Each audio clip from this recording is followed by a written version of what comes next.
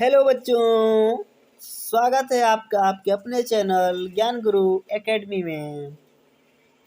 जैसा कि आप सभी जानते हैं, थंबनेल में जैसा आपने अभी अभी रीड किया है बच्चों, रीड किया है कि आप पढ़ रहे हो कक्षा 6 का विज्ञान। कक्षा 6 के विज्ञान में आज हम पढ़ेंगे यूनिट फर्स्ट।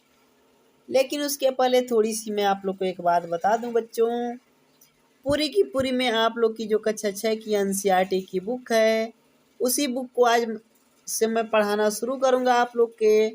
जो कक्षा 6 की आपकी बुक है बच्चों, उसके बाद जैसे ही मैं पूरी की पूरी आपको एक किताब पढ़ा ले रहा हूँ, जैसे आप क्लासेज में पढ़ते हो अपने कक्षा में, अपने स्कूल में, उसी तरह से मैं यहाँ आपको पढ़ाऊँगा आज बिल्कुल चैप्टर वाइज। जो हमारा एक क्लास चलेगा बच्चों, कैसे चलेगा, चैप्टर वाइज चलेगा। जैसे कि मैं एक चैप्टर आज पढ़ाऊँगा यूनिट 1, तो आज मैं इस पूरे चैप्टर को पढ़ा के ख़त्म कर दूँगा। थोड़ी सी वीडियो लंबी हो सकती है, लेकिन आप अंत तक बने रहिएगा, क्योंकि इस चैप्टर में आपको बहुत कुछ सीखने को मिलने वाला है।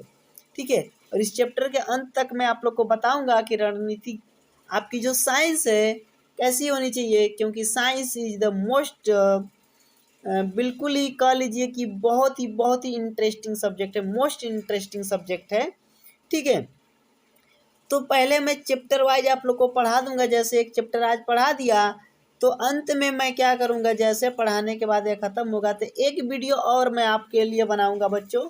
वह होगी कि आपके एनसीईआरटी की किताब के जो क्वेश्चंस दिए हुए हैं, ठीक है, जो आपके एनसीईआरटी के किताब का क्वेश्चंस है, सभी क्वेश्चनों को सॉल्व कराऊंगा बच्चों। सभी क्वेश्चनों को मैं क्या कराऊंगा, हल कराऊंगा। यानी कि आपको इससे बेहतर, इससे अच्छा कहीं नहीं मिलेगा किसी भी आपके चैनल पे, क्योंकि मैं यहाँ पे आपको पूरी बेसिक कॉन्सेप्ट भी समझाऊंगा, थ्योरी भी समझाऊंगा, और लास्ट में क्वेश्चंस भी कराने के लिए मैं आपको कह रहा हूँ। यानी कि मैं कराऊंगा 100% क्वेश्चंस आपके। तो फिर बची क्या गया है, और इंटरेस्टिंग होनी चाहिए आपकी। इसके लिए मैं अपने पूरे जो मेरा अनुभव है और आज तक का मेरा अनुभव है बच्चों, कि जिन बच्चों ने हमसे साइंस पढ़ा है, सभी बच्चों की साइंस अच्छी है, तो मैं आपकी भी साइंस अच्छा कर दूंगा। लेकिन आपको इसके लिए हमारे साथ बने रहना होगा। तो आप भी आज से जुड़ जाइए। अगर आप नए हैं हमारे लिए, आप हमारे चैनल पर नए विजिट कर रहे हैं, तो आप जल्दी से हमारे चैनल को सब्सक्राइब कर लीजिए, साथ ही बेल आइकन को भी दबा दीजिए, ताकि हमारे आने वाली वीडियो का नोटिफिकेशन सबसे पहले आप तक पहुँचे। तो चलिए शुरू करते हैं आज का क्लास, कक्षा 6 का यूनिट फर्स्ट, जिसका नाम है बच्चों दैनिक जीवन में विज्ञान। पहला ही चैप्टर है दैनिक जीवन। दैनिक जीवन का मतलब क्या है, पहले समझो। वह जीवन जिसमें हम रोज जीते हैं, यानी दैनिक हमारे रोज की दिनचर्या क्या है। ठीक है, हमारे आसपास दैनिक जीवन में क्या क्या घटित होता है, यही तो हमारा दैनिक जीवन है, रोज का जीवन। ठीक है, और यहाँ पे बताया जा रहा है कि इसमें हमें 4 चीज़ पढ़नी है इस चैप्टर में। पहला, दैनिक जीवन में विज्ञान की भूमिका। जो हमारा दैनिक जीवन है, रोजमर्रा की जो हमारी जिंदगी है, रोज रोज जो हम यूज करते हैं, रोज रोज अपना जीवन जीते हैं, इसमें बच्चों विज्ञान जो साइंस है, इसकी क्या भूमिका है, इसका क्या रोल है, वह चीज पहला ही पॉइंट पढ़ेंगे। दूसरा पॉइंट है बच्चों परंपरागत एवं वर्तमान परिप्रेक्ष्य एवं विभिन्न क्षेत्रों में विज्ञान की भूमिका। तीसरा पॉइंट आप पढ़ोगे विज्ञान के अविवेकपूर्ण उपयोग से उत्पन्न समस्याएं। अगर आप विज्ञान का सही से उपयोग नहीं करोगे, तो उससे बहुत सारी समस्याएं उत्पन्न हो सकती हैं, वो चीज़ इसमें हम पढ़ेंगे। उसके बाद चौथा पॉइंट है भारतीय एवं अन्य देशों के वैज्ञानिकों का विज्ञान के क्षेत्र में योगदान। पहले हम पढ़ेंगे भारतीय वैज्ञानिकों को, उसके बाद पढ़ेंगे देशी, मतलब क्या है बच्चों, विदेशी, अन्य जो देशों के वैज्ञानिक है, विदेशी वैज्ञानिकों के बारे में पढ़ेंगे। ठीक है, और यहाँ पे आपका है क्या बच्चों, बार कोड भी दिया हुआ, आप चाहें तो किताब को स्कैन करके यहाँ से भी देख सकते हैं। तो ये हुआ आप लोग का क्या बच्चों 60। यहाँ पे आप लोग का जो इसका इंट्रोडक्शन था चैप्टर का, वो हो गया। चलिए शुरू करते हैं क्लास। तो बच्चों जैसा कि आप लोग यहाँ पे देख पा रहे हो, लिखा हुआ क्या आ रहा है कि आप अपनी किताब खोल के आगे बैठ जाइए। देखिए बिल्कुल आपकी किताब से मैं पढ़ा रहा हूँ। ठीक है, अगर फिर भी आपको कोई दिक्कत हो तो आप हमें कमेंट बॉक्स में जरूर लिखिएगा। मनुष्य स्वभाव से सदैव जिज्ञासु प्रवृत्ति का रहा है। यानी कि मनुष्य बच्चों किसी भी चीज़ को जानने की इच्छा रखता है। क्या करता है, जब एक चीज़ उसको पता चल जाती है तो उसके आगे जानने की कोशिश करता है। उसे हमेशा अपने आसपास की दुनिया में घुटने वाले, ठीक है, घुटने नहीं सॉरी घटने वाले, जो इसके आसपास की दुनिया है इसमें क्या घटित हो रहा है, घटने वाले प्रत्येक घटनाक्रम, ठीक है, जितनी भी घटनाएं घटित होती हैं बच्चों, प्रत्येक घटनाक्रम कब, यानी कि यह घटना कब हुई थी, कहाँ, यह घटना कहाँ हुई थी, कैसे हुई थी और क्यों हुई थी, जैसे प्रश्नों के उत्तर ढूंढने की उत्सुकता होती है। मनुष्य में इस तरह के प्रश्नों की क्या होती है, उत्तर ढूंढने के लिए बहुत ही ज्यादा क्या होती है बच्चों, उत्सुकता होती है। वास्तव में विज्ञान की शुरुआत इसी उत्सुकता से होती है। जो विज्ञान की शुरुआत हो जाती है बच्चों, वास्तव में रियली में इसी उत्सुकता से, जो उसकी रुचि होती है मनुष्य की जानने की, उसी से विज्ञान की शुरुआत हो जाती है। आइए हम एक जिज्ञासु बालिका सीमा द्वारा उठाए गए प्रश्नों एवं जिज्ञासाओं द्वारा इसे समझने का प्रयास करेंगे। यानी कि इस चैप्टर में हम क्या करेंगे बच्चों, विज्ञान को समझने के लिए एक बालिका का उदाहरण लेंगे, जिसका नाम इसमें बताया गया है सीमा। सीमा एक जिज्ञासु बालिका है, किसी भी चीज को जानने की कोशिश करती है, वह प्रश्न पूछा करती है बार बार, ठीक है। अब उसी के द्वारा हम क्या करेंगे, समझने की कोशिश करेंगे। सीमा कभी अपनी माँ से पूछती, कोई भी चीज ऊपर फेंकने या छोड़ने के बाद जमीन पर क्यों गिर जाती है। क्या होता है बच्चों कि सीमा अपनी माँ से पूछती है, क्या पूछती है, कोई भी चीज ऊपर से, ठीक है, ऊपर फेंकने या छोड़ने के बाद जमीन पर क्यों गिर जाती है। प्रेशर कुकर में खाना जल्दी कैसे बन जाता है। दूध से दही कैसे बन जाता है। फ्रिज में सामान ठंडा कैसे रहता है। चिड़िया कैसे उड़ती है। उसकी माँ इन प्रश्नों का जवाब नहीं दे पाती थी। उसकी माँ ने कहा, मैं इन सवालों के जवाब नहीं जानती हूँ, आप अपनी शिक्षिका से पूछ लीजिएगा।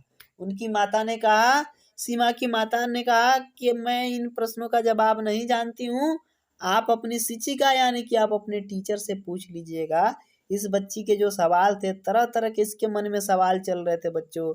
जैसे कि मान लीजिए कि कोई, मान लीजिए आपका क्या है, डिपाड़ यानी कि ढेला है, इसको आप ऊपर से छोड़ोगे तो नीचे धरती पे ही तो आएगा, ऐसा क्यों होता है, ठीक है। प्रेशर कुकर में खाना जल्दी क्यों पक जाता है। बहुत सारे ऐसे इसके सवाल थे। तो उसकी माँ ने जवाब सिंपल भाषा में दिया कि देखो बेटा, मुझे नहीं पता है, मैं इन सवालों का जवाब नहीं जानता हूँ, आप अपने टीचर से पूछ लीजिएगा। किससे पूछ लीजिएगा, अपने टीचर से। क्लियर है। चलिए, उसके बाद बच्चों होता क्या है कि दूसरे दिन सीमा ने वही सवाल कक्षा में अपनी शिक्षिका से भी पूछा। अपने टीचर से उसने वही सवाल पूछा। शिक्षक ने सीमा को समझाते हुए कहा कि आपके सभी सवाल हमारे आसपास की दुनिया से संबंधित है। जितने भी आप सवाल पूछ रहे हो, जो हमारे आसपास की दुनिया है, हमारा पर्यावरण है, इससे संबंधित है। मनुष्य में हर चीज को जानने की, समझने की उत्सुकता होती है। मनुष्य हर चीज को जानना चाहता है, समझना चाहता है, ठीक है। इसके लिए उसके अंदर एक क्या होती है बच्चों, उत्सुकता होती है, जानने की इच्छा होती है। यह उत्सुकता देखने, छूने, सूंघने, स्वाद चखने या सुनने के कारण उत्पन्न होती है। उत्सुकता जो होती है बच्चों, किसी भी चीज को आप देखोगे तो देखने के बाद उसे जानने की इच्छा होती है। छूने के बाद ये एहसास होता है कि अरे ये तो इतना ठंडा है, आखिर ये ठंडा क्यों है। सूंघने के बाद इसका स्वाद कितना अच्छा रहा है, तो फिर ये आखिर क्यों है। स्वाद चखने या सुनने के कारण उत्पन्न होती है। जो उत्सुकता होती है इन चीजों से उत्पन्न होती है। उत्सुकता के कारण ही हमारे मन में तरह तरह के सवाल उठते हैं। जो हमारा मन है बच्चों, इसमें तरह तरह के सवाल उठते हैं। विज्ञान इन सवालों का उत्तर देने की कोशिश करता है। विज्ञान क्या करता है, इन सभी सवालों का उत्तर देने की कोशिश करता है। जो हमारे मन में क्या होता है बच्चों, सवाल उठता है, उसकी टीचर बता रही हैं कि जो हमारे मन में किसी चीज को छूने, सूंघने, स्वाद चखने या इनके कारण जो उत्सुकता उत्पन्न होती है, उसका सवाल, उस सवाल का जवाब विज्ञान देने की कोशिश करता है। विज्ञान इन सवालों का उत्तर देने की कोशिश करता है। सीमा ने कहा, ठीक है, लेकिन विज्ञान कैसे इन सवालों का उत्तर देता है। सीमा ने कहा, ठीक है, मान लेते हैं कि आपने जो कहा है यह बात सत्य है कि विज्ञान इन सवालों को उत्तर देने की कोशिश करता है, लेकिन विज्ञान कैसे इन सवालों को उत्तर देता है। शिक्षिका बोली, यह जानने के लिए हमें यह समझना होगा कि वैज्ञानिक किस तरह कार्य करते हैं। ठीक है, क्या जानना होगा बच्चों, यह जानना होगा कि जो हमारे वैज्ञानिक या साइंटिस्ट लोग हैं वह कार्य किस तरह से करते हैं। उन्हें जिस समस्या का हल ढूंढना होता है, खोजना होता है, सबसे पहले उसका सूक्ष्म अवलोकन करते हैं। यानी कि क्या करेंगे, छोटा सा बच्चों उसका प्रेक्षण करते हैं और उससे संबंधित सभी जानकारियाँ एकत्रित करके जब उनको क्या होता है बच्चों, कोई खोज करनी होती है किसी समस्या का, तो क्या करते हैं, सबसे पहले छोटा सा अवलोकन करते हैं, सूक्ष्म अवलोकन प्रेक्षण करते हैं। उसके बाद क्या होता है बच्चों, उससे संबंधित सभी जानकारियां एकत्रित करते हैं। एकत्रित जानकारी के द्वारा वे अपने, जब वो जानकारी एकत्रित हो जाती है उसके द्वारा वो क्या करते हैं बच्चों, ठीक है, एकत्रित जानकारी के द्वारा वे अपने उत्तर के बारे में कल्पना करते हैं। जो उनका उत्तर होता है उसके बारे में वो सोचते हैं। इस तरह किसी सिद्धांत की रचना की जाती है। इस तरह से क्या होता है बच्चों, एक सिद्धांत की रचना कर दी जाती है। ठीक है, जो जानकारियां उनको सूक्ष्म अवलोकन से मिलती है, उसके बाद जो उनका उत्तर होता है, इन सबको मिलाकर क्या करते हैं बच्चों, सिद्धांत की रचना हो जाती है। सिद्धांत की रचना इस सवाल का सबसे अच्छा समाधान होता है। जो सवाल उठते हैं, जो सिद्धांत की क्या हो जाती है बच्चों, रचना होती है, वही सवाल का सबसे बड़ा समाधान होता है। सिद्धांत की पुष्टि के लिए बार बार प्रयोग करना पड़ता है। सिद्धांत को पुष्टि के लिए क्या करना पड़ता है बच्चों, बार बार प्रयोग करना पड़ता है, बार बार एक्सपेरिमेंट करना पड़ता है, ताकि यह विश्वास होने लगे कि इस समस्या का सबसे अच्छा समाधान यही है। ठीक है, जब आप बार बार क्या करोगे बच्चों, किसी भी चीज को प्रेक्षण करोगे, बार बार जब वही उसका उत्तर आएगा तब आप समझ जाओगे कि बस करो, इसका सही उत्तर क्या है, यही है। मान लीजिए कि हम एक सवाल को हल कर रहे हैं, उसको कई विधि से हल किए, लेकिन हर बार जो उसका जवाब आया बच्चों, उसका जवाब हमें मिला 2 2 2, तो हम लास्ट में यही मान लेंगे कि जो इसका क्या है, सही जवाब है, सही उत्तर जो है यही है। तो वही चीज यहाँ पे भी होती है। जब हम क्या करते हैं, कोई प्रेक्षण करते हैं, बार बार प्रेक्षण करने के बाद एक ही उत्तर हमें बार बार मिलता है, तो हम उसी को सही मान लेते हैं। शिक्षिका ने बताया, जैसे सीमा का सवाल है कि वस्तुएं हमेशा जमीन पर क्यों गिरती हैं। ठीक है, शिक्षिका ने बताया, टीचर ने बताया कि सीमा पूछ रही है कि वस्तुएं हमेशा जमीन पर क्यों गिरती हैं। आप रोज देखते हैं कि अगर आप कोई भी चीज हवा में उछालें या फेंकें तो वह जमीन पर गिर जाती है। क्लियर है बच्चों, आप लोग भी देखते होंगे। ठीक है, किसी भी चीज को आप ऊपर से नीचे गिराइए, देखिए वो क्या होती है, नीचे ही चली जाती है। क्या ऐसा हर जगह और वस्तु के साथ होता है? टीचर पूछ रहे क्या ऐसा होता है हर जगह पे, हर वस्तु के साथ? क्या हर वस्तु नीचे आ जाती है? हर जगह पे वस्तु को गिराने पे नीचे आती है? यह जानने के लिए आपको कई तरह की वस्तुओं के साथ विभिन्न स्थानों का प्रयोग करना होगा।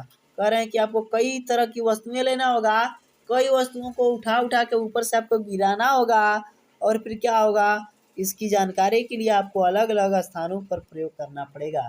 ठीक है, यानी कि आप इनको अलग अलग जगहों पे प्रयोग करेंगे तब आपको सही जानकारी पता चलेगी। उसके बाद बच्चों यहाँ पे हम आगे पढ़ेंगे, इनके बारे में थोड़ा सा बताया जा रहा है कि अगर आप ऐसा करें तो पाएंगे कि हर वस्तु, ठीक है, यानी कि आप क्या पाएंगे बच्चों, हर तरह की वस्तु, फूल, पत्थर, सिक्के, कपड़े आदि, यानी कि फूल, पत्थर, सिक्के, कपड़े आदि हर तरह के जो क्या है बच्चों, ठीक है, वस्तुएं हैं, चाहे वहां से जहां से गिराएं वापस जमीन पर ही गिरते हैं। आप किसी को भी गिरा लीजिए, जो जो नाम दिया, पत्थर, वस्तु, सिक्का, फूल आदि जितने चीजें हैं, कपड़े, सभी को बच्चों कहीं से भी गिरा दीजिए, या आएंगे वापस कहाँ पे, जमीन पर ही गिरते हैं। इसे देखकर महान वैज्ञानिक सर आइजैक न्यूटन ने यह निष्कर्ष निकाला। ठीक है, एक वैज्ञानिक थे बच्चों, सर आइजैक न्यूटन। ठीक है, इनके बारे आप लोग बहुत कुछ नहीं जानते हो, तो मैं थोड़ी सी इनके बारे में आप लोग को बात बता दूं कि 1665 में भी एक बार, जिस तरह से इस समय हम लोग क्या है कि कोरोना वायरस से संक्रमित हैं, इस समय सारे लोग क्या है अपने घरों में लॉकडाउन में पड़े हुए। उस समय 1965 में जब यह कोलंबिया यूनिवर्सिटी में पढ़ते थे, तो उस समय भी एक महामारी आई थी, जिसके वजह से अपने घर पे आए थे, और अपने घर पे आए थे तो सेल्फ कंसोलेशन में बच्चों, यानी कि जब ये अपने घर पे थे तो वहाँ पे इन्होंने क्या किया बच्चों, एक नियम दिया जिसे कहा गया न्यूटन का नियम। ठीक है, इन्होंने गुरुत्वाकर्षण का नियम दिया था, तो यहाँ पे इनके बारे में बात चल रही है बच्चों। तो बताना ज़रूरी था। मैं आप लोग को एक चीज़ और बताता हूँ कि ये जो वैज्ञानिक हैं सर आइजैक न्यूटन, ये मतलब कि इनकी थ्योरी मुझे बहुत पसंद आती है। ठीक है, चलिए देखते हैं। न्यूटन ने निष्कर्ष निकाला कि पृथ्वी पर हर वस्तु को गुरुत्वाकर्षण के कारण अपनी तरफ खींचती है। पृथ्वी जो होती है बच्चों, वो हर वस्तु को, पृथ्वी के अंदर एक बल होता है, उस बल को नाम उन्होंने क्या दिया बच्चों, गुरुत्वाकर्षण बल। और वह किसी हर वस्तु को अपनी तरफ खींचती है। क्या करती है, हर वस्तु को अपनी तरफ खींचती है। ठीक है, यह बात किसने बताई थी बच्चों, न्यूटन ने। ठीक है, जिसकी वजह से प्रत्येक वस्तु पृथ्वी पर गिरती है। जब किसी चीज को खींचा जाएगा तो उसके तरफ ही जाएगा, और पृथ्वी खींचती है गुरुत्वाकर्षण बल के कारण, जिसकी वजह से प्रत्येक वस्तु क्या होती है बच्चों, पृथ्वी के तरफ ही गिरती है। ठीक है, सीमा अपने प्रश्न का इतना सरल और उत्तर पाकर उत्साहित हो गई। जैसे ही इसको अपने पहले सवाल का जवाब मिला, यह और भी क्या हो गई बच्चों, उत्साहित हो गई। शिक्षिका सीमा के उत्साह को देखकर बोली कि ज़्यादातर उत्तर सरल ही होते हैं। टीचर ने बताया कि बेटा ज़्यादा से ज़्यादा जो उत्तर होते हैं वो आसान ही होते हैं, लेकिन उनके उत्तर या सिद्धांत, ठीक है, पाना अक्सर जटिल होता है। उत्तर तो आसान होते हैं लेकिन उस उत्तर को पाना कठिन होता है आपके लिए। वैज्ञानिक किसी भी समस्या, जिज्ञासा या समाधान प्राप्त करने के लिए वैज्ञानिक विधि के विभिन्न चरणों के द्वारा निष्कर्ष निकालते हैं। जब वह कोई भी समस्या होती है बच्चों, ठीक है, या फिर कोई भी क्या होती है, समस्या होती है, जिज्ञासा, तो उनका समाधान पाने के लिए वो क्या करते हैं बच्चों, एक वैज्ञानिक विधि का प्रयोग करते हैं। और वैज्ञानिक विधि को एक चरणों में स्टेप के द्वारा पूरा करते हैं।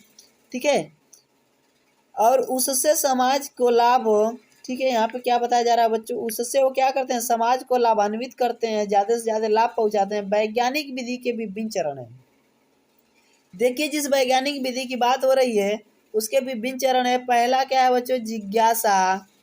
जिज्ञासा यानी कि किसी भी चीज़ को जानने की कोशिश करना, प्रश्न करना जो आपके दिमाग में होता है। दूसरी चीज़ परिकल्पना, आप उसके बारे में विचार करते हो, परिकल्पना करते हो, सोचते हो।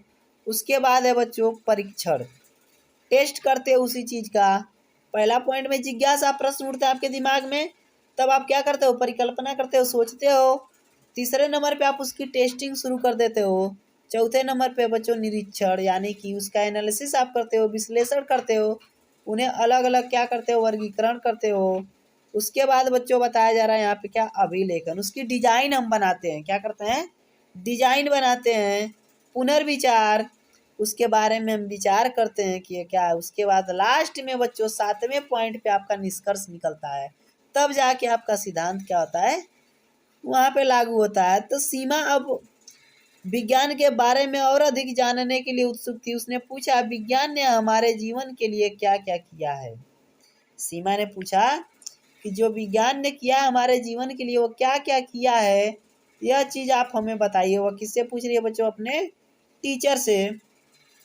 तो आइए अब शुरू करते हैं आपका 1.1। ठीक है, क्या शुरू करते हैं बच्चों, 1.1। ज़्यादा परेशान न होइएगा आप लोग, ठीक है, क्योंकि आज हम इस लेक्चर को पूरा ख़त्म करेंगे, इस चैप्टर को। आप लोग भी थोड़े धैर्य के साथ बने रहिए। दैनिक जीवन में विज्ञान की देन। शिक्षिका ने सीमा के चित्रों के माध्यम से, सीमा को क्या किया, चित्रों के माध्यम से दैनिक जीवन में विज्ञान की वजह से आए परिवर्तन के बारे में समझाया। बच्चों एक चीज़ समझिए, चित्र किसकी बात कर रहा है, चित्र 1.2। तो आइए मैं सबसे पहले आपको चित्र दिखा देता हूँ ताकि आपको भी आसानी से समझ में आए। ठीक है, चित्र 1.2 है बच्चों। यहाँ पे आप लोग का चित्र जो फिगर है यही है आप लोग का 1.2। ये आप लोग का फिगर है बच्चों। यहाँ पे आप देख पा रहे हो कि यहाँ पे रेलगाड़ी है। ये आप लोग का क्या है, दूरसंचार प्रणाली है। यानी कि इससे क्या होते हैं बच्चों, सिग्नल से आपके जो क्या होते हैं, केबल चलते हैं घरों में, जो डिश चलता है टीवी पे, वो सारी चीज़ें इससे क्या होती हैं। उसके बाद बच्चों बस, कार, ट्रैक्टर, पंखा, वायुयान, टेलीविज़न, टेलीफोन और ये बल्ब, ये सारी चीज़ें इसमें बताई गई हैं कि ये क्या है, दैनिक जीवन में विज्ञान की देन है। जो विज्ञान ने दिया है दैनिक जीवन में, ये सारी चीज़ें दी हैं। तो चित्र 1.2 में दिखाए गए साधनों का उपयोग हम दैनिक आवश्यकताओं में करते हैं बच्चों। जैसे यहाँ से वहाँ कहीं पे भी जाना है तो हम क्या करते हैं, रेलगाड़ी से जाते हैं। ठीक है, गर्मी होने लगी तो हम क्या चालू कर देते हैं बच्चों, फैन चालू कर देते हैं। क्या चालू कर देते हैं, फैन चालू कर देते हैं। तो बहुत सारी चीज़ें उसमें थी जो हमारे दैनिक जीवन की थी, ठीक है। उसके बाद बच्चों बताया जा रहा है कृषि कार्य शीघ्र हो इसलिए ट्रैक्टर व अन्य कृषि यंत्रों का प्रयोग करते हैं। समझ गए बच्चों, कृषि का कार्य जो है जल्दी से हो जाए इसके लिए हम tractor, thresher machine, seed drill, harvester आदि विज्ञान की ही देन है। हार्वेस्टर, ट्रैक्टर सारे विज्ञान के ही तो देन है बच्चों। घर बैठे विदेश की जानकारी व मनोरंजन टेलीविज़न व रेडियो द्वारा किया जाता है। रेडियो भी आपकी विज्ञान की देन हुई। गैस का चूल्हा द्वारा शीघ्र खाना पक जाता है। जो गैस का चूल्हा होता है उसके द्वारा खाना जल्दी ही पक जाता है। इससे समय और श्रम की बचत होती है। समय भी बचता है और मेहनत भी कम लगती है तथा प्रदूषण भी कम होता है। यातायात के विभिन्न साधनों जैसे रेलगाड़ी, कार, बस, वायुयान हैं जिनके द्वारा कुछ ही घंटों में लंबी यात्रा तय की जा सकती है। कुछ ही दूर में क्या कर सकते हैं बच्चे, आप लंबी यात्रा तय कर सकते हो। विज्ञान की खोजों के फलस्वरूप ही कृषि यंत्रों, यातायात एवं संचार के साधनों तथा अन्य प्रकार के अनेक प्रकार के साधनों एवं सामग्रियों का विकास संभव हो पाया है। विज्ञान ने हमें बहुत ही समस्याओं, ठीक है, विज्ञान ने बहुत ही समस्याओं जो भोजन, स्वास्थ्य और यातायात से जुड़ी है को सुलझाने में सहायता की है। जितनी भी हमारी समस्याएं होती हैं सभी को सुलझाने में ये क्या करता है बच्चों, हमारी सहायता करता है। पंप तथा नहरें सिंचाई के लिए पर्याप्त मात्रा में पानी उपलब्ध कराती हैं, ठीक है। आज उत्तम बीज, उर्वरक तथा कीटनाशक दवाएं उपलब्ध हैं। इसी प्रकार मनोरंजन के क्षेत्र में, संचार के क्षेत्र में, चिकित्सा के क्षेत्र में तथा शिक्षा के क्षेत्र में विज्ञान ने अभूतपूर्व योगदान दिया है। समाचार पत्रों और रेडियो द्वारा हमें देश विदेश से हो रही घटनाओं की जानकारी मिलती है। क्रिकेट मैच और देश विदेश में होने वाले विभिन्न समारोहों का सीधा प्रसारण हम टेलीविज़न पर देख सकते हैं। टेलीफोन और मोबाइल फ़ोन के द्वारा हम दूर स्थित किसी व्यक्ति से बात कर सकते हैं। यह सभी विकास विज्ञान द्वारा संभव हो पाए हैं। मनुष्य सदा ही अधिक ज्ञान प्राप्त करने और उसका सही रूप में अनुप्रयोग करने के लिए प्रयत्नशील है। आप भी बहुत सी खोजों के बारे में जानने की इच्छा होगी। आपकी भी क्या है बच्चों की, बहुत सारे खोजों के बारे में जानने की इच्छा होगी कि आखिर यह खोज हुई है तो कैसे हुई है, क्यों हुई है, सारी चीज़ें आपके दिमाग में भी आ रहा होगा, ठीक है। आखिर चिड़िया उड़ती है तो क्यों उड़ती है, जो आपकी चिड़िया बच्चों जब यह उड़ती है तो क्यों उड़ती है, ठीक है। बहुत सारे आपके दिमाग में सवाल होंगे, तो सारे सवालों का जवाब आपको अगर मिल सकता है तो वह सिर्फ एक थ्योरी के द्वारा, सिद्धांत द्वारा मिल जाएगा बच्चों, वैज्ञानिक सिद्धांत द्वारा, ठीक है। उसके बाद बच्चों यहाँ पे 1.1 खत्म हुआ तो आप लोग का क्या आ गया, परंपरागत एवं वर्तमान परिप्रेक्ष्य में विभिन्न क्षेत्रों में विज्ञान की भूमिका, यानी कि अलग अलग जो क्षेत्र हैं इसमें विज्ञान की क्या क्या भूमिका है उसके बारे में हम पढ़ेंगे 1.2 में। आप लोग अपनी किताब एक बार खोल के ज़रूर देख लीजिएगा। हमारा लेक्चर देखने के बाद सारी चीज़ें क्लियर हो जाएंगी बच्चों। विभिन्न क्षेत्रों में विज्ञान ने अपना योगदान दिया है, अलग अलग क्षेत्रों में विज्ञान ने अपना योगदान दिया है। किस तरह विज्ञान ने योगदान दिया है, विज्ञान ने हमारे दैनिक जीवन में होने वाले बहुत से कार्यों को आसान बना दिया है, ठीक है। दैनिक जीवन में जो कार्य थे, जैसे मान लो बच्चों कि आपको कभी किसी दोस्त के यहाँ जाना होता था, किसी मित्र या किसी संबंधी के यहाँ जाना होता था, तो मान लीजिए आपके और उनके घर के बीच की जो दूरी थी बच्चों बहुत ज़्यादा थी, मान लीजिए 100 किलोमीटर थी। तो पहले के लोग, बहुत समय पहले के लोग बच्चों क्या करते थे, पैदल ही ट्रेवल करते थे। तो जब ये पैदल जाएंगे तो 100 किलोमीटर जाने में कई दिन लग जाएगा। लेकिन आजकल क्या है, विज्ञान की वजह से हमारा क्या हो गया बच्चों, बहुत सरल हो गया है, ठीक है। तो बहुत सारे ऐसे उदाहरण हैं, जैसे हम पहले क्या करते थे, हाथ वाला पंखा डुलाते थे हवा के लिए। क्या करते थे बच्चों, इस तरह से हाथ वाला पंखा हुआ करता था, तो हम यहाँ से पकड़ के उसको डुलाते थे ताकि हमें क्या मिले, हवा पर्याप्त मिल सके। लेकिन अब हम क्या करते हैं, स्विच दबाते हैं, और जैसे ही हम स्विच दबाते हैं हमारा पंखा क्या हो जाता है बच्चों, चलने लगता है। हमारा पंखा क्या होता है, चलने लगता है। तो ये आसान हो गया है पहले से अब हमारा, ठीक है। क्योंकि विज्ञान ने क्या कर दिया, हमारे कामों को बहुत ही सरल बना दिया है। तो उसके लिए बच्चों एक तालिका दी गई है 1.1 में, परंपरागत एवं वर्तमान में प्रयोग होने वाले साधनों को दर्शाया गया है। जो पुराने साधन थे और आजकल जो हम यूज करते हैं उन्हीं के बीच में अंतर बताया गया है इसमें। तो आइए देखते हैं सारणी नंबर 1.1। ये आप लोग के सामने सारणी आ गई है बच्चों, जैसा कि क्लियरली हमने क्या किया, स्कैन करके रखा हुआ है। यहाँ पे ध्यान से आप देख पा रहे हो बच्चों, सारणी 1.1। इसमें क्रम संख्या वाइज दिया हुआ है। पहले क्षेत्र यहाँ पे दिए हुए हैं, उसके बाद यहाँ में परंपरागत प्रयोग में होने वाले साधन, जो पहले साधन प्रयोग होते थे, वर्तमान में विज्ञान की देन, जो विज्ञान के बाद जो साधन हम यूज करते हैं वो क्या है, सारी चीजें देखिए। पहले पॉइंट में भोजन की बात चल रही है, ठीक है, क्योंकि हमारी क्या होती है बच्चों, सबसे पहली जो प्राथमिकता होती है रोटी कपड़ा और मकान। तो यहाँ पे भोजन रोटी की बात होने लगी। तो पहले हम क्या करते थे, मिट्टी का चूल्हा बना के इसको बनाते थे भोजन को, मिट्टी के पारस्परिक बर्तन में बनाते थे, धातुओं के निर्मित बर्तन में जो लोहे के हुआ करते थे इसमें बनाया करते थे। लेकिन आजकल हम क्या करते हैं बच्चों, गैस का चूल्हा हमारे पास है, विज्ञान की देन देखिए। विद्युत ओवन है, इलेक्ट्रिक ओवन जो होता है, सोलर कुकर है, प्रेशर कुकर है, स्टेनलेस स्टील के बर्तन है, नॉन स्टिक बर्तन है, इंडक्शन चूल्हा है, आदि चीजें सब वर्तमान में विज्ञान की देन से है। तो आप समझ पा रहे हो कि विज्ञान हमारे लिए कितना इम्पोर्टेंट है। दूसरा पॉइंट है बच्चों कृषि। कृषि में देखिए क्या क्या करते हैं, हल, बैल, कुआं, रहट, गोबर की खाद आदि। ये तो आपके परंपरागत थे, जो पहले हम यूज किया करते थे, हमारे पूर्वज यूज किया करते थे।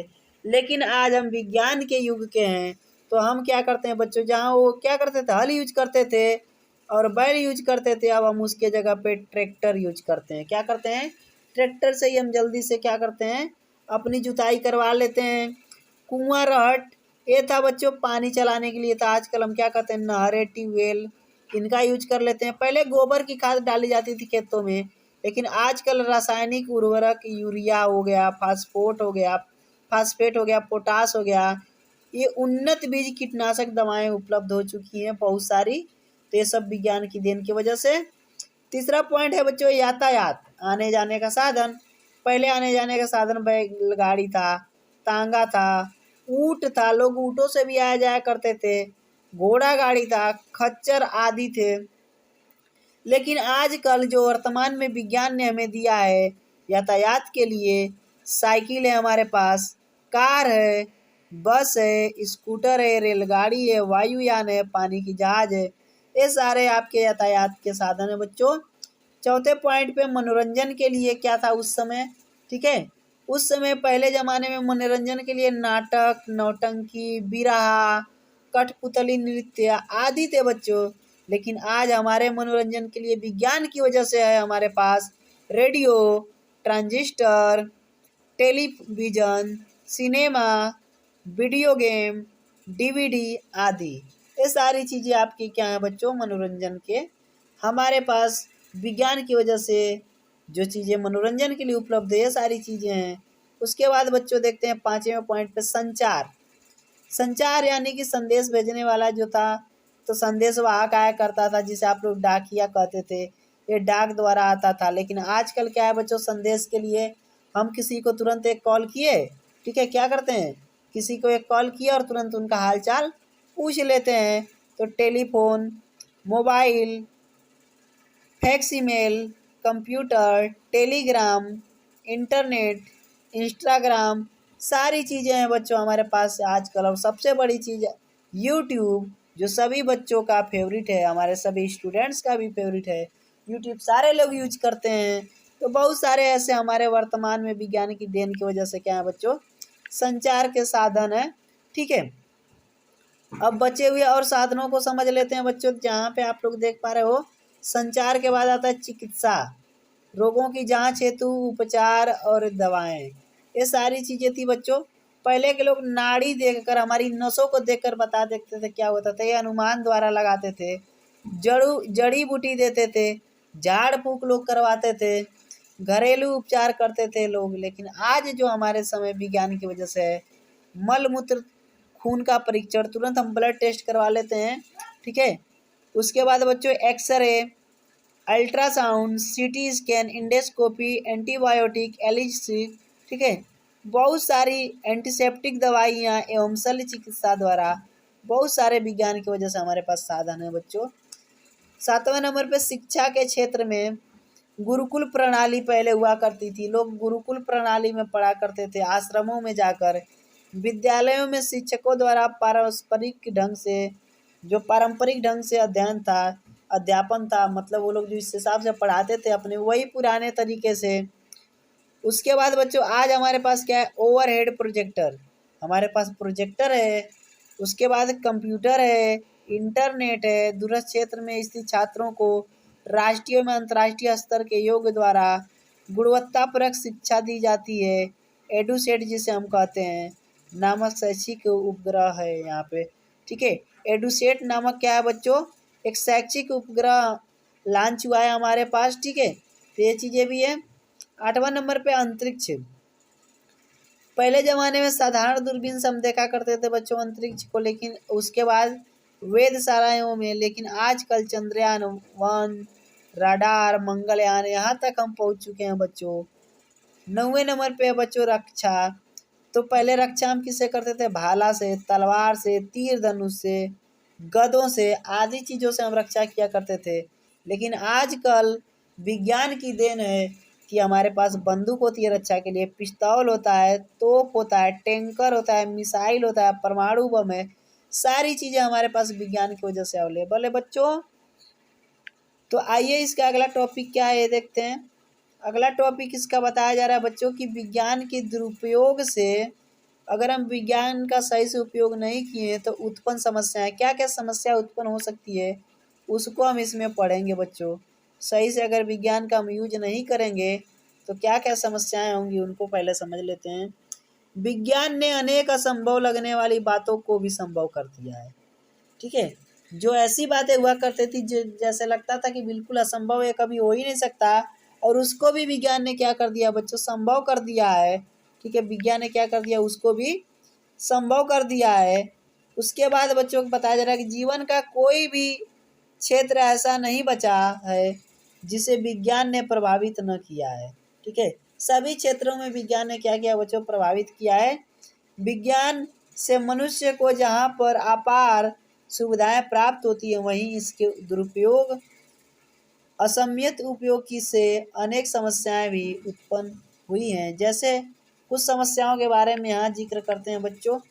पहली समस्या, विज्ञान की प्रगति के फलस्वरूप यातायात के क्षेत्र में पेट्रोल डीजल चालित वाहनों की वृद्धि के कारण पर्यावरण असंतुलित और प्रदूषित हो रहा है।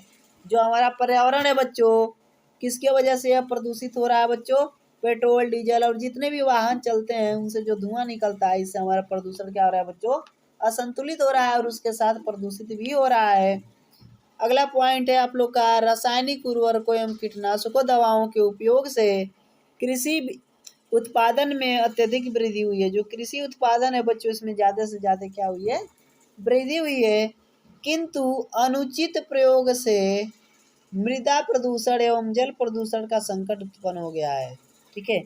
इनका हम सही से उपयोग नहीं करते हैं जिसकी वजह से मृदा प्रदूषण, जल प्रदूषण का संकट हमारे सामने बन गया है। नदियाँ प्रदूषित होती जा रही हैं और किसान के मित्र कहे जाने वाले केचुआ, सांप आदि की संख्या घटती जा रही है। नदियाँ प्रदूषित हो रही है बच्चों, जो किसान का मित्र कहा जाता है केचुआ और सांप, इन सब की संख्या भी क्या हो रही है, कम होती चली जा रही है। सब हम किसके वजह से हो रहा है, विज्ञान का जिस तरह से हम यूज कर रहे हैं, उपयोग कर रहे हैं, उसके वजह से हो रहा है। अगला पॉइंट है आप लोग का, भूजल को असममित दोहन से भूजल स्तर नीचे खिसकता जाता है। उसका जो भूमि का जल स्तर होता है वो क्या हो जाता है, नीचे खिसकता चला जाता है, जिससे कुएं एवं तालाब सूखते जा रहे हैं। अब इससे कुआं और तालाब भी हमारा क्या हो रहा है, आजकल सूखता चला जा रहा है। अगला पॉइंट है बच्चों, तीव्र ध्वनियाँ उत्पन्न करने वाले संगीत।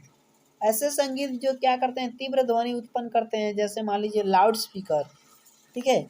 ध्वनि प्रदूषण उत्पन्न हो रहा है। इन सबसे क्या हो रहा है बच्चों, ध्वनि प्रदूषण उत्पन्न हो रहा है, जिससे मानव मस्तिष्क पर दुष्प्रभाव पड़ता है। जो मानव मस्तिष्क है बच्चों, इस पे बहुत दुष्प्रभाव पड़ता है।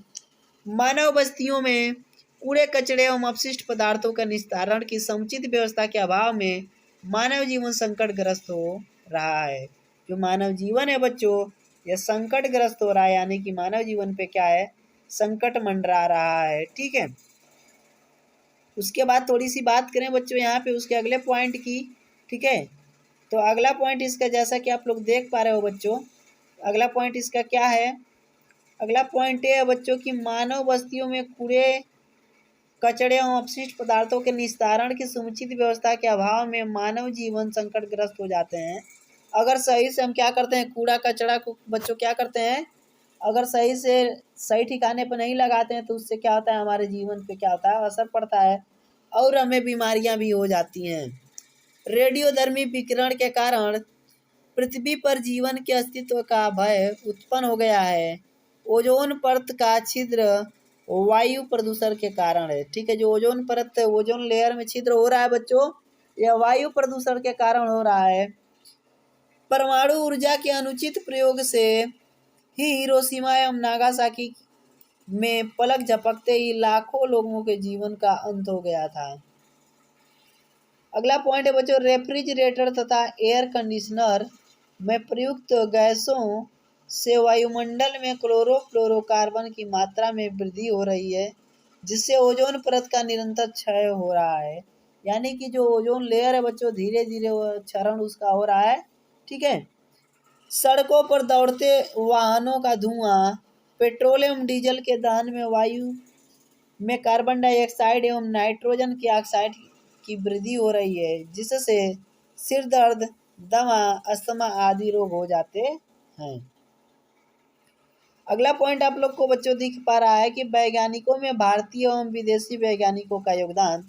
जो वैज्ञानिक थे हमारे, उनमें कुछ योगदान भारतीयों का है, जो हमारे इंडिया के वैज्ञानिक हैं, और कुछ विदेशियों का है। ठीक है, सीमा ने अपनी शिक्षिका से अनुरोध किया, सीमा ने अपने टीचर से क्या किया बच्चों, रिक्वेस्ट किया कि मुझे उन वैज्ञानिकों की खोजों के बारे में जानकारी जानने की बड़ी उत्सुकता है। जो वैज्ञानिक थे उनके बारे में हमें बहुत जानना है, इसके लिए मैं बहुत उत्सुक हूँ, जिन्होंने महत्वपूर्ण खोजें की है। शिक्षिका ने उन्हें बताया शिक्षिका ने उन्हें बताया कि प्राचीन काल से ही भारतीयों ने वैज्ञानिक खोजों में के क्षेत्र में नेतृत्व किया है। तो हम क्या करेंगे बच्चों, ठीक है, यहाँ पे ध्यान से देखिए। प्राचीन भारतीय वैज्ञानिक चरक ने जड़ी बूटियों में औषधीय गुणों के द्वारा रोगों के उपचार की विधि का विकास किया तथा सुश्रुत ने शल्य चिकित्सा के क्षेत्र में महत्वपूर्ण योगदान दिया। आर्यभट्ट ने पाई का मान तथा श्रीधराचार्य ने वर्ग समीकरण का हल देने का प्रथम गणितज्ञ थे। तो बच्चों ये जो वैज्ञानिक थे इनको आप अच्छी तरह से पढ़ लीजिएगा। आधुनिक वैज्ञानिक खोजों में भारतीय एवं अन्य देशों के वैज्ञानिकों एवं उनकी खोजों की तालिका 1.2 और 1.3 के माध्यम से दर्शाया गया है। क्लियर है बच्चों, ठीक है, उनकी जो तालिका दर्शाई गई है 1.2 और 1.3 के माध्यम से दर्शाई गई है। तो आइए 1.2 और 1.3 को देखते हैं। ये जो तालिका है आपकी बच्चों, यह है 1.2। कौन सी तालिका है, 1.2। इस तालिका में हम पढ़ने वाले हैं भारतीय वैज्ञानिकों को और उनके योगदान को। जो भारत के वैज्ञानिक थे, जैसा कि आप देख पा रहे हो, पहले वैज्ञानिक है जगदीश चंद्र बोस। ठीक है, जगदीश चंद्र बोस ने पौधों में संवेदनशीलता के बारे में क्या किया था, जानकारी इकट्ठा की थी। पौधों में संवेदनशीलता के बारे में इन्होंने क्या किया था बच्चों, खोज की थी। सर सीवी रमन, प्रकाश का प्रकीर्णन, रमन प्रभाव इन्होंने बताया था। एस रामानुजन, संख्या सिद्धांत। S N Bose, quantum mechanism, God particles. Meghnath Saha ने तापीय आयनीकरण, साहा समीकरण भी इसे कहते हैं, की खोज की थी। T R Seshadri, organic chemistry, औषधि विज्ञान की खोज की थी। होमी जहांगीर भाभा, परमाणु और कॉस्मिक विकिरण। विक्रम साराभाई, अंतरिक्ष अनुसंधान।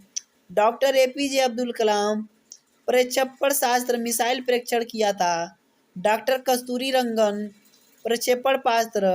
डॉक्टर हरगोविंद खुराना, आनुवंशिकी कोड। सुब्रह्मण्यम चंद्रशेखर, खगोल विज्ञान। कल्पना चावला, अंतरिक्ष विज्ञान।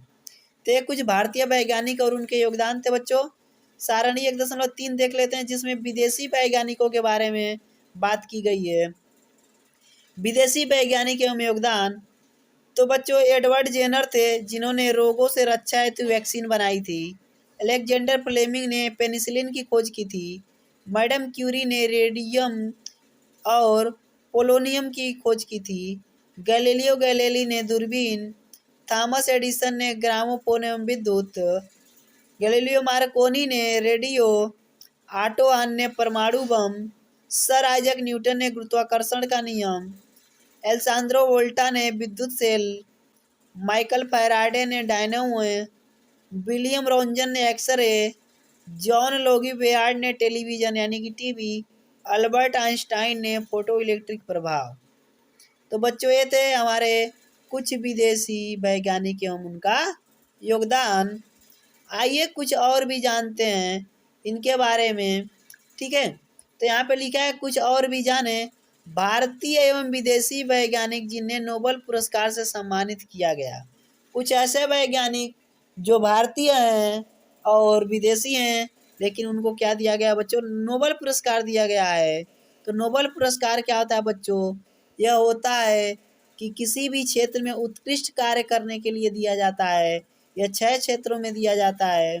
ठीक है, चलिए देखते हैं। Sir CV Raman, Hargobind Khurana, Subrahmanyan Chandrasekhar, Albert Einstein, madam Curie, Alexander Fleming, ये आधे वैज्ञानिक हैं जिन्हें क्या दिया गया बच्चों? नोबेल पुरस्कार दिया गया। अगला पॉइंट है भारतीय अंतरिक्ष अनुसंधान इसरो। यह क्या है? Indian space research organisation. भारत में अंतरिक्ष अन्वेषण तथा अंतरिक्ष प्रौद्योगिकी के विकास एवं उसके अनुप्रयोग का कार्य भारतीय अंतरिक्ष अनुसंधान संस्था इंडियन स्पेस रिसर्च ऑर्गेनाइजेशन द्वारा किया जाता है। इसे संक्षेप में इसरो ISRO भी कहते हैं। इसकी स्थापना 15 अगस्त 1969 को हुई थी। इसरो का मुख्यालय बेंगलुरु में है। यहाँ कृत्रिम उपग्रहों का डिजाइन करके निर्माण किया जाता है। कृत्रिम उपग्रह भी पृथ्वी की परिक्रमा करते हैं। कृत्रिम उपग्रह अंतरिक्ष से कुछ प्रमुख उद्देश्यों के लिए प्रक्षेपित किए जाते हैं, जिनमें दूरसंचार, मौसम विभाग संबंधी अध्ययन, आपदा प्रबंधन, नौवहन, समर्पित दूरस्थ शिक्षा संबंधी उपग्रह आदि प्रमुख हैं बच्चों। ठीक है, तो यहाँ पे आपने इसरो के बारे में थोड़ी सी जानकारी दी। ठीक है, आप लोग को मैंने इसके बारे में थोड़ी सी जानकारी दी है। 15 अगस्त को ये क्या हुआ था बच्चों? इसकी स्थापना हुई थी 1969 को। बहुत सारी चीज़ें, और इसका मुख्यालय कहाँ पे है?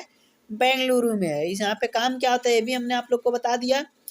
अब इस पूरे चैप्टर में, चूंकि हमारा चैप्टर हो चुका है समाप्त, तो इस पूरे चैप्टर में हमने क्या सीखा है उसके बारे में थोड़ी सी चर्चा कर लेते हैं।